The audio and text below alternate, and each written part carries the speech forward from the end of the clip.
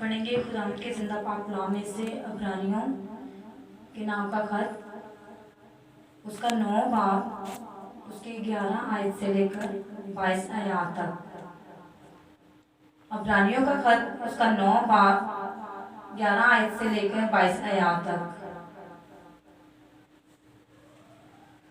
लेकिन जब मसीह आइंदा की अच्छी चीजों का सरदार काहिन होकर आया तो उस बुजुर्ग तर और कामिल तर खैमा की राह से जो हाथों का बना हुआ यानी इस दुनिया का नहीं और बकरों और बछड़ों का खून लेकर नहीं बल्कि अपना ही खून लेकर पाक मकान में एक ही बार दाखिल हो गया और अब्दी खलासी कराई।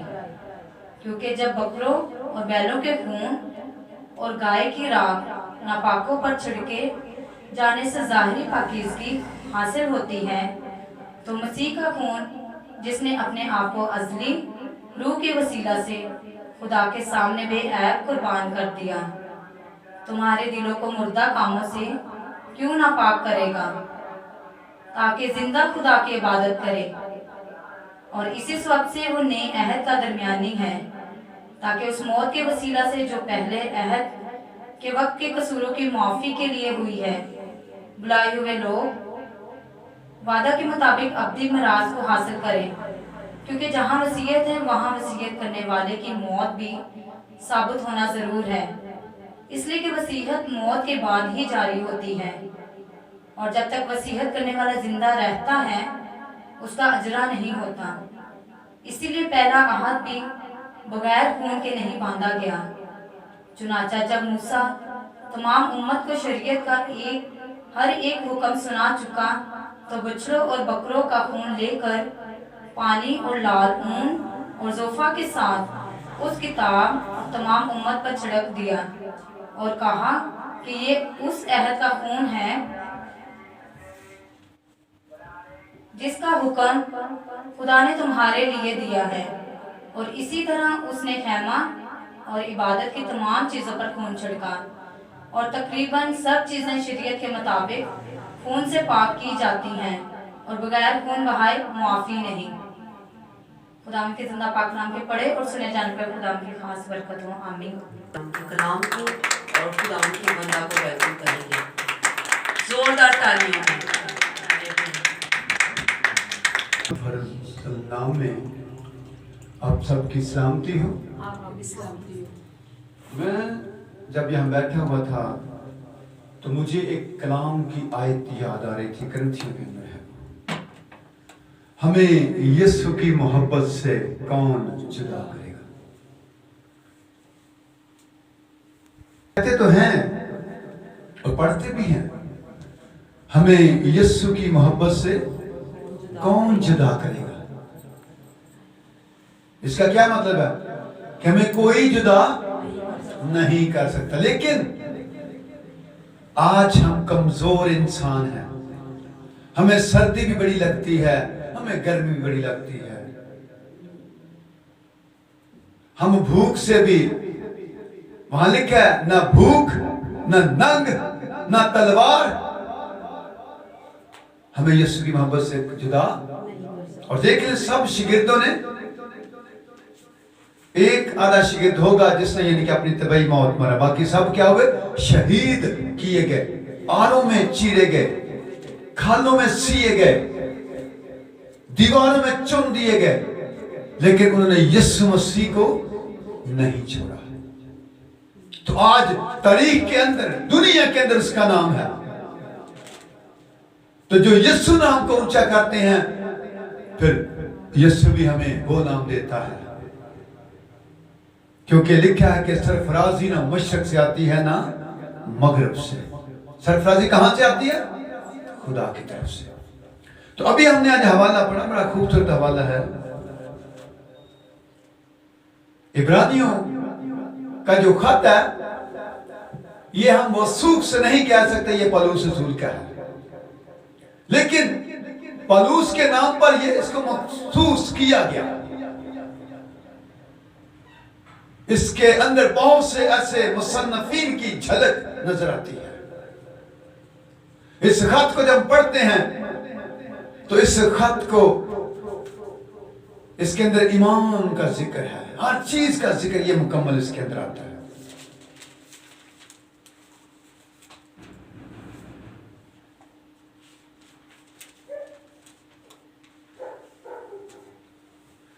क्योंकि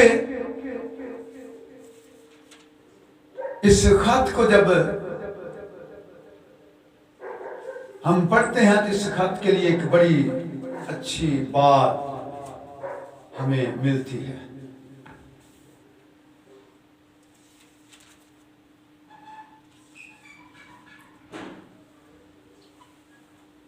और इसके अंदर कहानत का काम बड़ा है। बनी इसराइल के काहिन, इब्रानियों के नाम खत में फरिश्तों का काम। काहिन खेमा इज्तिमा में कुर्बानी चढ़ा रहा है। खेमा यानी कि खेमे का बड़ा जिक्र है। एक खेमा वो है जो खुदा ने आसमान पर बनाया और उसका नमूना फिर किसको दिखाया? अपने बंदा मूसा। उसको जैसा तूने देखा वैसा ही जाके जमीन पर इसको बना। और ये कहां पर मिला उसको? कोहे सीना पर।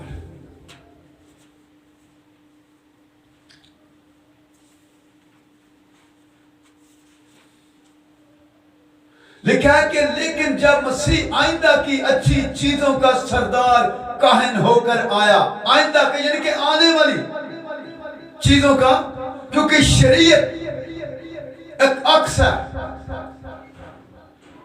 शरीयत कहती है खून के बदले खून। शरीयत कहती है जिस पर जुर्म साबित हो गया फिर उसको सजा मिलना जरूर। लेकिन यीशु मसीह कहता है कि तू ईमान ला तो तेरा घराना निजात पाएगा। यीशु मसीह कहता है मैं इसलिए आया कि तुम जिंदगी पाओ और कसरत की पाओ। वो कसरत की जिंदगी देने के लिए मेरे और आपके दरमियान में आ गया। वो दरमियानी बन गया, वो मुशीर बन गया, वो मुशावरत करने वाला बन गया, वो बाप के सामने हमारी सिफारिश करने वाला बन गया। कि बाप इनको माफ कर दे,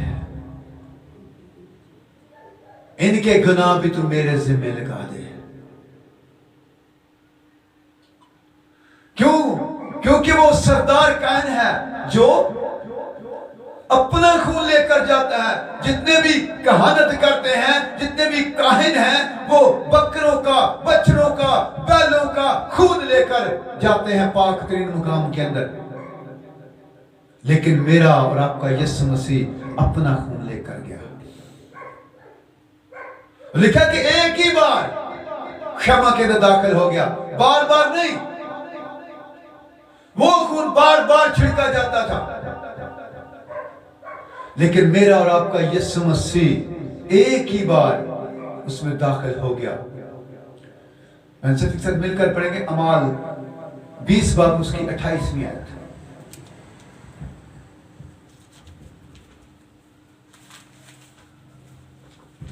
अमाल की किताब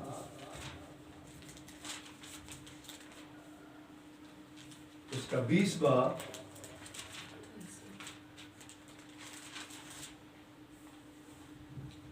और उसकी 28वीं आयत। बस अपनी और उस सारे गल्ला की खबरदारी करो जिसका रूल कुद्स ने तुम्हें निगहबान ठहराया, ताकि खुदा की कलीसिया की गलाबानी करो जैसे उसने खास खून से मुंह लिया। हालेलुया। यहां पर किसको कहा जा रहा है?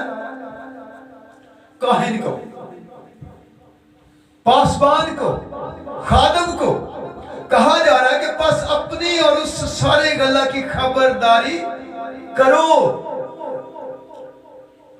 मैं कल भी एक मैसेज छोड़ा था अपनी जो ग्रुप कलीसिया का बनाया हुआ है, और ये बड़ी खुशी की बात है कि कोई उसके अंदर आंसर नहीं करता।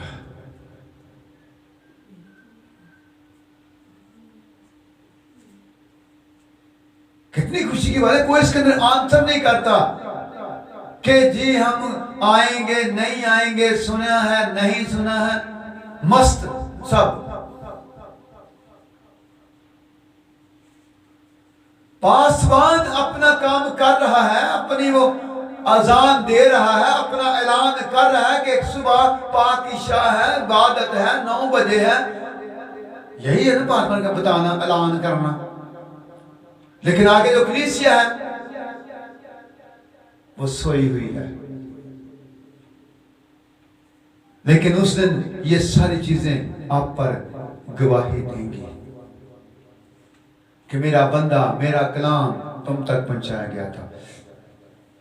जैसे कि लिखा है कि बस अपनी और उस सारे गल्ला की खबरदारी करो जिसका रूह कुदस ने तुम्हें निगाहबान ठहराया है, किसी आदमी ने नहीं। अगर मैं यहाँ खड़ा हूं तो मुझे किसी आदमी ने तैनात नहीं किया, मुझे खुदा ने बुलाया और मुझे खिदमत दी, मुझे कलाम की रोशनी दी। मेरे अंदर खुदा ने अपने कलाम को रखा, मेरे अंदर खुदा ने अपनी मोहब्बत को रखा, ताकि मैं उसके कलाम को आप लोगों तक पहुंचा सकूं।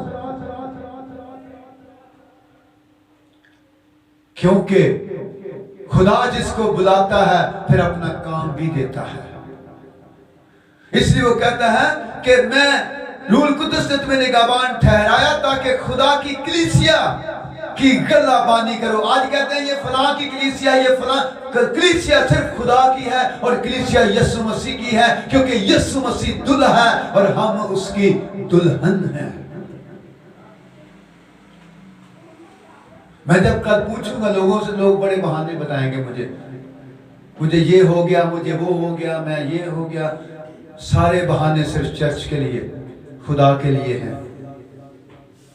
आप अपनी ड्यूटी पे जाते हैं ना रोज, वहां बहाने करो रोज। वो क्या करेंगे कि तू घर बह, तेरी जरूरत नहीं है थे। और यीशु मसीह भी ये कहता है इसको क्या कर, काट दे, क्योंकि ये जगह भी क्यों रुके रहे। इसलिए यीशु मसीह कहता है तू गर्म है ना सर्द है, बल्कि तू नीम गर्म है, इसलिए मैं तुझे अपने मुंह से निकाल फेंकने को हूं। बस तौबा कर, क्योंकि मुझे तुझसे ये शिकायत है कि तूने अपनी पहली सी मोहब्बत छोड़ दी। बस तौबा कर और ख्याल कर कि तू कहां से गिरा है, पहले की तरह काम कर। अगर तू तौबा ना करेगा तो मैं तेरे पास आकर तेरे चिरागदान को उसकी जगह से हटा दूंगा। हालेलुया। आपकी जिंदगी से चिराग निकल जाए, यानी कि कलाम निकल जाए, रोशनी निकल जाए, नूर निकल जाए, तो तरीकी कितनी बड़ी होती है। लाइट जाती है, फौरन हम मोबाइल ऑन करते हैं, फौरन हम रोशनी का इंतजाम करना शुरू कर रहे। क्यों? क्योंकि हमको अंधेरा पसंद नहीं है। तो खुदा कहता है,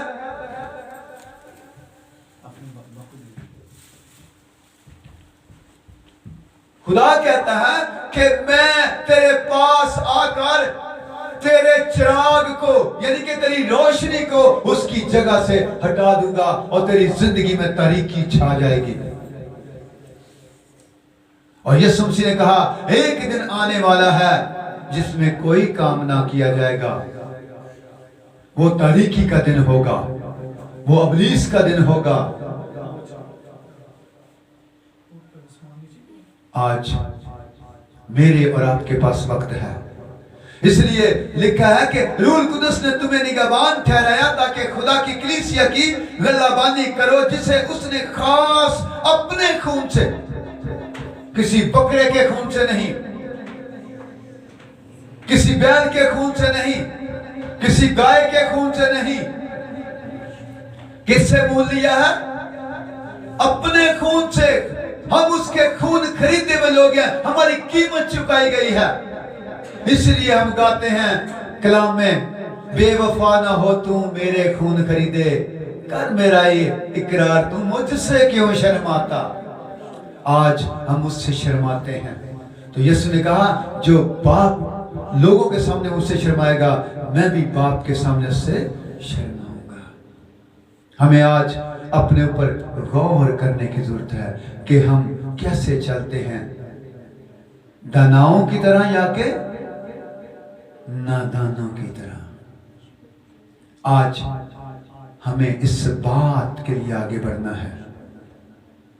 इसलिए कलाम में लिखा है, क्योंकि मसीह उस हाथ के बनाए हुए पाक मकान में दाखिल नहीं हुआ जो हकीकी पाक मकान का नमूना है, बल्कि आसमान में कहां दाखिल हो गया? आसमान ही में दाखिल हो गया। ये इसी बाब की 9 बाब की 24वीं आयत है, इब्रानियों के 9 बाब की 24वीं आयत में पढ़ रहा हूं। क्योंकि मसीह उस हाथ के बनाए हुए पाक मकान में दाखिल नहीं हुआ जो हकीकी पाक मकान का नमूना है। मैंने पहले बताया कि ये वो नमूना जमीन पर है जो पहले खुदा ने आसमान, और यही पर वो जमीन पर मुकाशफा 21 बाब के अंदर नीचे उतरेगा, जिसका नाम क्या है जी? नया यरूशलेम। बल्कि आसमान ही में दाखिल हो गया। अब यीशु मसीह कहां है? खुदा बाप की दाहिनी तरफ, और जहां खुदा है वहां यीशु मसीह है। और ये कलाम हमें शहादत देता है, कलाम बताता है कि वो आसमान ही में दाखिल हुआ ताकि अब खुदा के रूबरू हमारी खातिर क्या करे जी? हाजिर हो। तो जो होता है घर में होता है, जहां होता है, वो वहां को प्रेजेंट करता है। हमें आज सोचना है कि मैं कहां पर हूं, कैसे चलता हूं मैं। इसी 8 बाब की 27वीं आयत को देखें जरा, इब्रानियों के।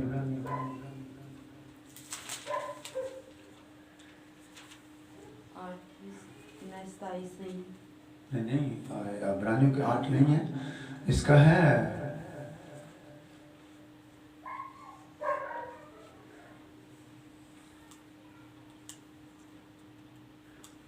इसी बात की 28वीं आयत। उसी तरह मसीह भी एक बार बहुत लोगों के गुनाह उठाने के लिए कुर्बान होकर दूसरी बार बगैर गुनाह के निजात के लिए उनको दिखाई देगा जो उसकी राह देखते हैं। क्या हम राह देखते हैं उसकी? मेरा ख्याल है कि हम नहीं देखते। जो उसकी राह देखते हैं वो न सर्दी से डरते हैं न गर्मी से डरते हैं।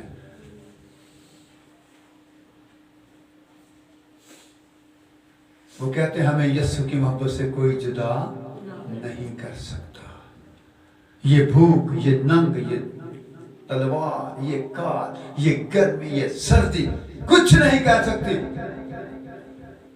मौत से क्या डरना?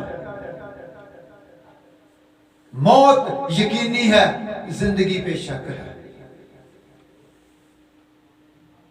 मौत यकीनी है, यकीन है कि मौत आएगी, लेकिन जिंदगी पर यकीन है कि जिंदगी मिलेगी या नहीं। इससे क्या डरना? मैं तो कहता हूं खुदा से, मैं तेरा हूं, मैं जिंदा भी तेरा हूं और मैं मुर्दा भी तेरा हूं। मैं तैयार हूं, मुझे जब तू आवाज देगा मैं हाजिर हूं, क्योंकि उसने मुझे चुना है, उसने मुझे अदा किया है, उसने मुझे बरकत दी है और उसने मुझे अपना काम दिया है।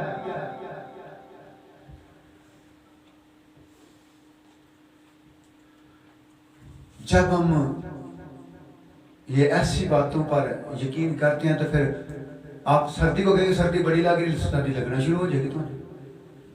आप छोड़ दें उसको पीछे, बिस्तर को छोड़ दें, आप बाहर निकले, कहां गई सर्दी? वो बिस्तर में रह गई।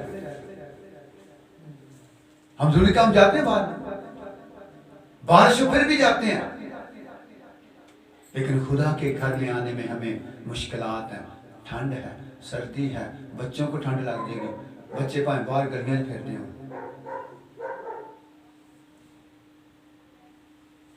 इसलिए खुदा के कलाम ने क्या है कि आइंदा की अच्छी चीजों का सरदार काहिन होकर आया तो उस बुजुर्ग तर और कामल तर खमा की राह से जो हाथों का बना हुआ क्या है जी, 11वीं में पढ़ रहा हूं, हाथों का बना हुआ, यानी इस दुनिया का नहीं, क्योंकि यीशु मसीह इस दुनिया के नहीं है। नहीं तो जाके जॉन गॉस्पेल जॉन उसका 17 चैप्टर जाके पढ़िए, उसके अंदर यीशु मसीह ने साफ कहा कि मैं इस दुनिया का नहीं हूं, तुम भी इस दुनिया के नहीं हो। तो आज हम जब दुनिया में रहते हैं तो हम दुनिया में होकर दुनिया जैसे काम करते हैं, क्योंकि दुनिया से दोस्ती करना खुदा के साथ दुश्मनी के बराबर है। खुदा का शुक्र है कि आप आए। अगर आप ना भी आते तो मैंने इसी तरह कलाम सुनाना था, अपना पूरा टाइम खुदा को देना था, क्योंकि खुदा टाइम खुदा का है, आप लोगों का टाइम नहीं है। तो खुदा हमें तौफीक दे कि हम पूरा खुदा को दें, 100% खुदा को दें।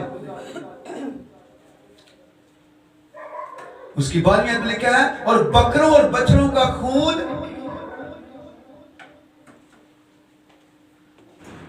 बकरों और बछड़ों का खून आप निकाले अय्यूब 33 बाब, जल्दी से।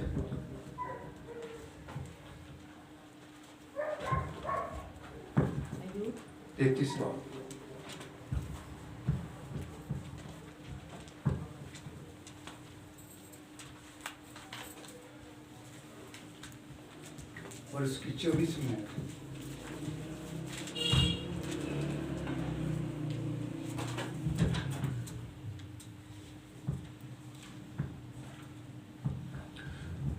निकाली जी पढ़े। तो वो उस पर रहम करता और कहता है कि उसे घड़े में जाने से बचा ले, मुझे फिदिया मिल गया है। तब उसका जिस्म बच्चे के जिस्म से भी ताज़ा होगा और उसकी जवानी के दिन लौट आते हैं। वो खुदा से दुआ करता है, वो उस पर मेहरबान होता है, ऐसा कि वो खुशी से उसका मुंह देखता है और वो इंसान की सदाकत को बहाल कर देता है। 33 बाब 24 आयत सिर्फ पढ़नी है, आपने 25 ही पढ़ ली। हालेलुया। यहाँ लिखा है 24 में, तो वो उस पर रहम करता और कहता है, किस पर? जो रहम का मुंतज़िर है, जो रहम को इंतजार करता है, जो रहम को ढूंढता है, जो रहम करता है, उस पर रहम होगा। हम जब रहम नहीं करते, हम सख्त दिल हैं, हम पत्थर दिल हैं, तो फिर हमें भी यीशु ने क्या कहा, जिस पैमाना से तुम नापते हो तुम्हारे लिए उसी से नापा, कि तुम्हारे लिए पैमाना और लाया जाएगा रहम का। नो, तुम चाहते कि लोग तुम्हें सलाम करें तो पहले तुम सलाम करो। लोग तुम्हारी इज्जत नहीं करेंगे जब तक आप लोग तुम इज्जत नहीं करोगे। ऐसा ही है। तो इसलिए खुदा का कलाम हमें वाज़ेह हर बार, तो वो उस पर रहम करता और कहता है कि उस गड्ढे में जाने से बचा ले। किसको? गुनाह एक गड्ढा है, मौत एक गड्ढा है। जिस तरह यीशु मसीह ने कहा, दोज़ख और जन्नत के दरमियान एक बड़ा खला है, वहां कोई ना आ जा सकता है, ना जो गिर गया वो बाहर नहीं आएगा, और जो चला गया वो बाहर नहीं आएगा, वहां रहेगा। अगर वो जिंदगी के पास चला गया दरख्त के पास, तो जिंदगी के पास रहेगा। अगर वो मौत के हवाले कर देगा, हलाकत में, हलाकत में रहेगा। मुकाश में क्या है, जो नजस है वो नजस होता जाएगा, और जो पाक है वो पाक ही होता जाएगा। तो इसलिए लिखा है कि गड्ढे में जाने से बचा ले, मुझे फिदिया मिल गया। अय्यूब भी कहता है, मुझे फिदिया मिल गया, यानी कि मेरा कफारा दे दिया गया, मेरे खून से खरीद लिया गया, मैं उसका खून खरीदा हुआ बंदा हूं। लिखा कि अय्यूब जैसा कोई ईमानदार नहीं था, लेकिन जो ईमानदार होते हैं वही भटके जाते हैं, वही आजमाए जाते हैं, लेकिन जो कामिल निकलेगा वही जिंदगी का ताज पाएगा। इसलिए खुदा के कलाम को हमें पढ़ना है और बकरों और बछड़ों का खून लेकर नहीं बल्कि अपना ही खून लेकर पाक मुकाम में एक ही बार दाखिल हो गया।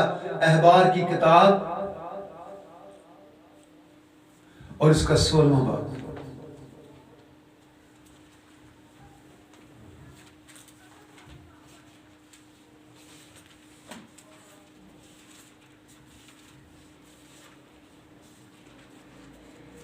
अहबार की किताब उसका 16वां बाब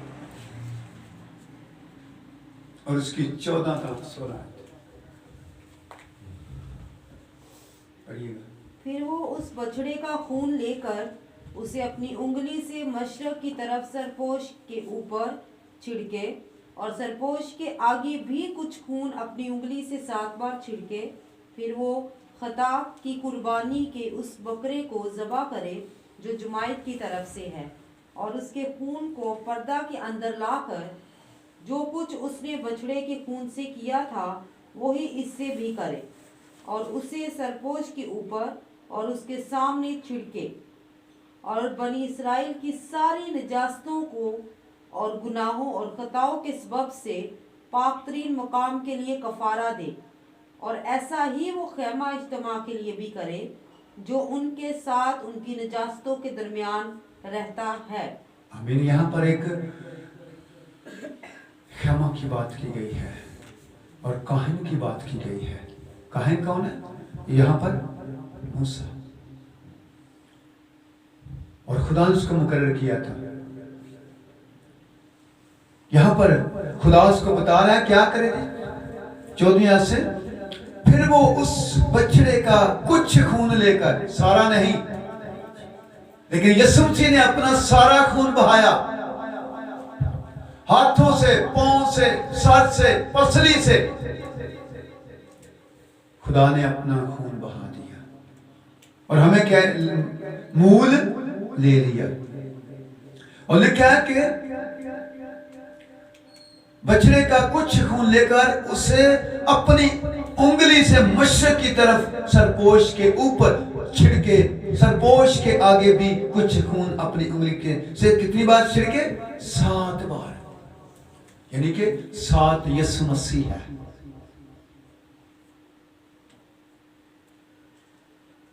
तो उंगली से यीशु मसीह ने उंगली से, यीशु ने कहा मेरा खून क्या है जी? सबके लिए है।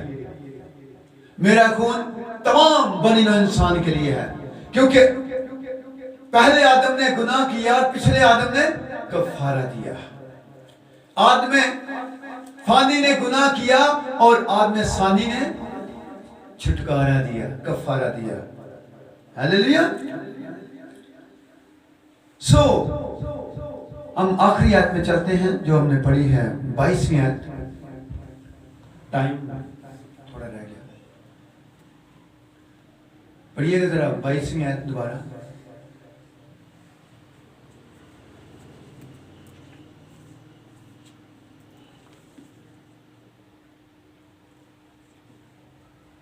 और तकरीबन सब चीज़ें शरीयत के मुताबिक खून से पाक की जाती हैं और बगैर खून बहाए माफी नहीं होती। हालेलुया। सब चीजों को क्या है जी? शरीयत के मुताबिक खून से पाक किया जाता है, तो वो पाक हो जाती है।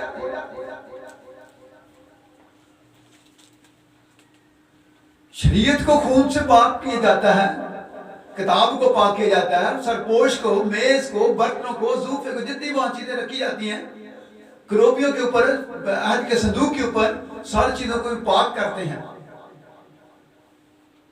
तो खून बकरों का नहीं, बछड़ों का नहीं।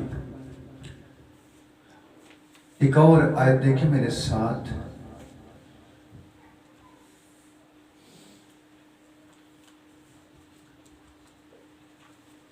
तवारीख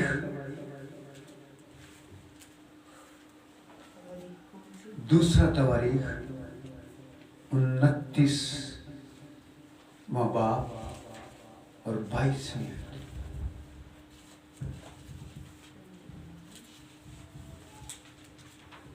आए 22वीं शायद।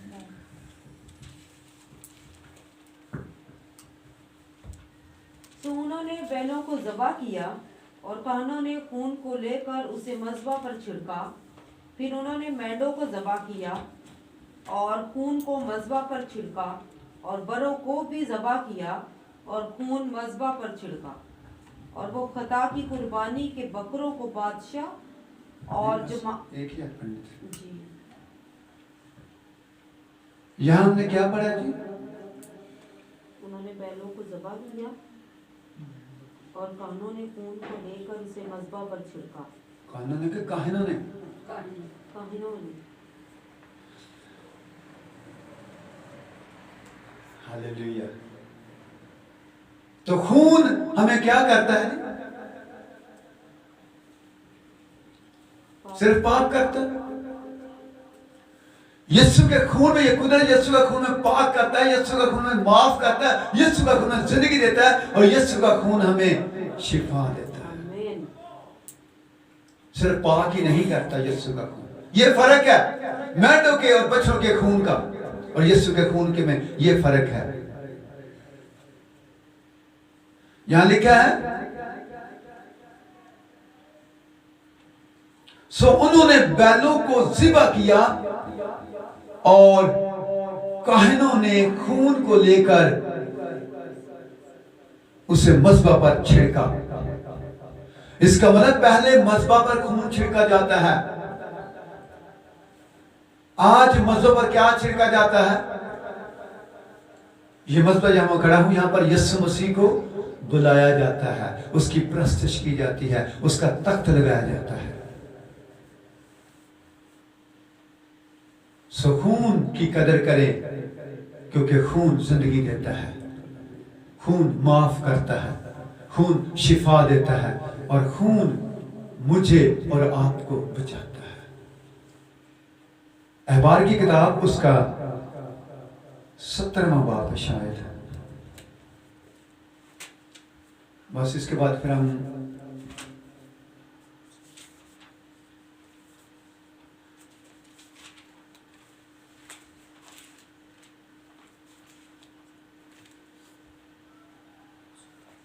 सत्रहवां बाप है उसकी 11वीं आयत है। बुलंद आवाज से जल्दी से पढ़िएगा।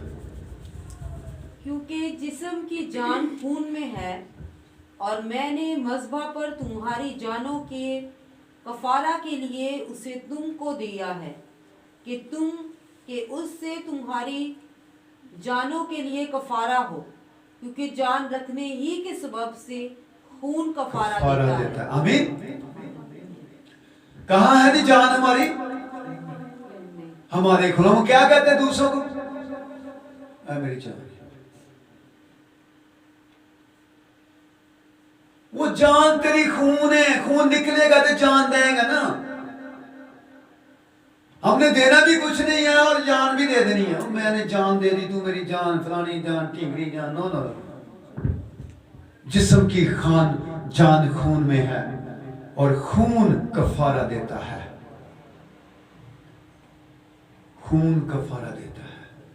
यीशु इसलिए अपनी जान देकर हमारा कफारा दिया सलीब पर।